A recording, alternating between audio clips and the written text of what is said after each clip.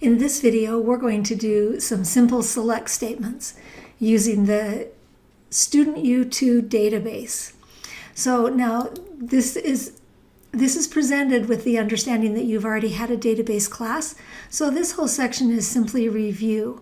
You may not have done your first class though using SQL Server. So this will also help you with the syntax. If you change from one database management system to another, the SQL is just a little bit different syntactically. So you need to pick up a few details that will be different. So to select, we just simply say select, and then from whatever table you want. Before we do that, let's go ahead and make sure we're using the right database. So let's use Student U2, and then select, and here you want to put what you want to select. So let's just do a quick list of first name and last name, and you can list as many columns as you want here.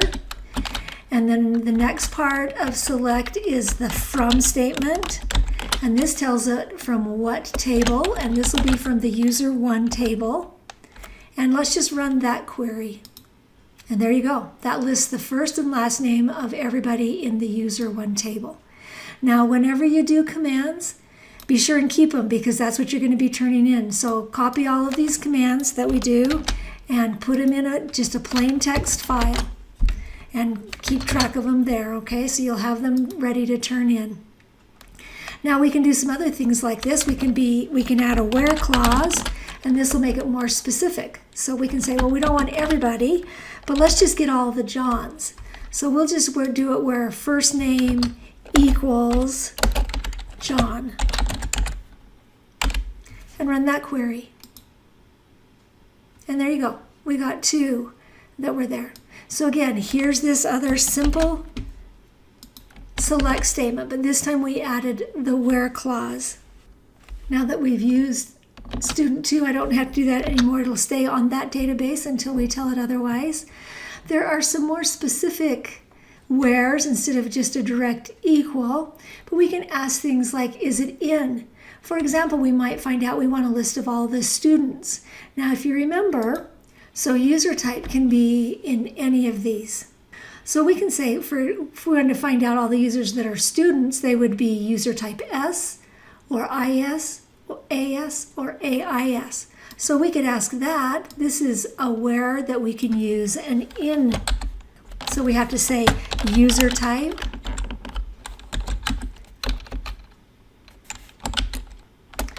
in, and then we put in parentheses what the options are. It could be an S, it could be an IS, it could be an AS, or it could be an AIS. And we could run that query. And there we get all of the students, all of the users that are also students. Another way that we could do this, so there's a different kind of where clause where we use in instead of equals. Another kind that we can use is like. And like uses an expression.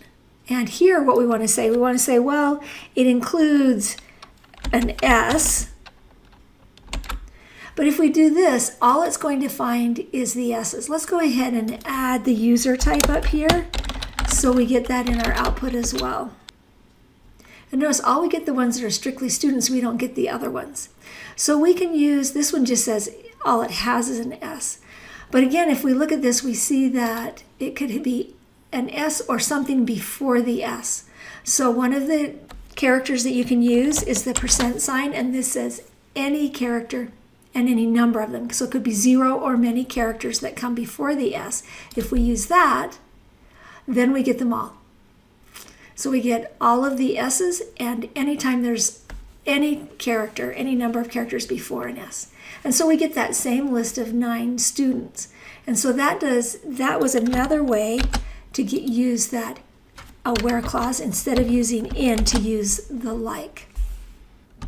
Notice that if we wanted to get all the admins, the admin is sometimes there's a character before it, sometimes there's a character after it. So it's a little bit different when you want to use that like statement there. You can say whenever there's any number of characters before the A or any number after the A, remember that can be 0 as well.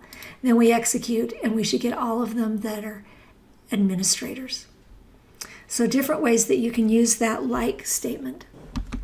All right, let's get all of the students that are computer science majors.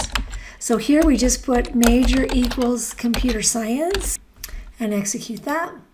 And we have 4 students that are computer science students. What about if we wanted to get who is not a computer science major? Well, there's this keyword not that we can use. It should give us exactly the opposite. But that only gave us 5. How many users are there altogether? Let's just back up and look. There are 13 altogether. And if we do the majors, there are 4. So that should leave 9. So who are we missing?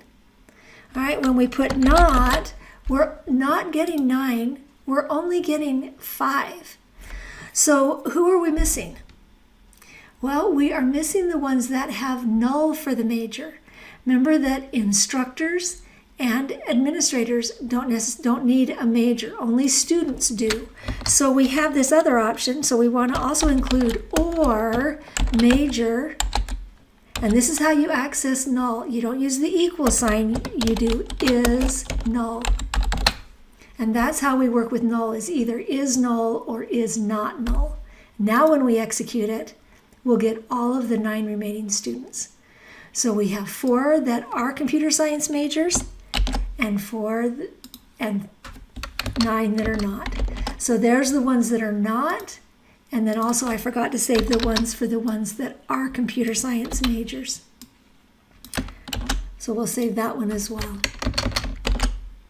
Let's play around with this is null and is not null. What do we get if we say if major is null? Oops, you have to have a space there. Is null. And is another keyword that you can use. And department is null. Who will this be if both major and department is null? This will be those that are administrator only, not an administrator and an instructor, because department would not be null, and not a student or major would be null. So we only have one that's just an administrator. So what about if we say major is not null and department is not null? Who will we get here? Here we're going to get, notice people who are both instructors and students. If they have majors and departments, then they're both instructors and students. And let's save those. Another clause that we can use with the select statement is the group by. So let's select grades and let's find out how many different grades have been given. So we have all of these options for grades. So let's select the grade. Now where is the grade? It's not in the user 1 table. The grade is in the registration table. So we want to select it from registration. And if we could do this first, just run it this way, but that's not quite what we want. So we see that there's a B minus a C, an A, but we get A there twice. So we want to group by the grade.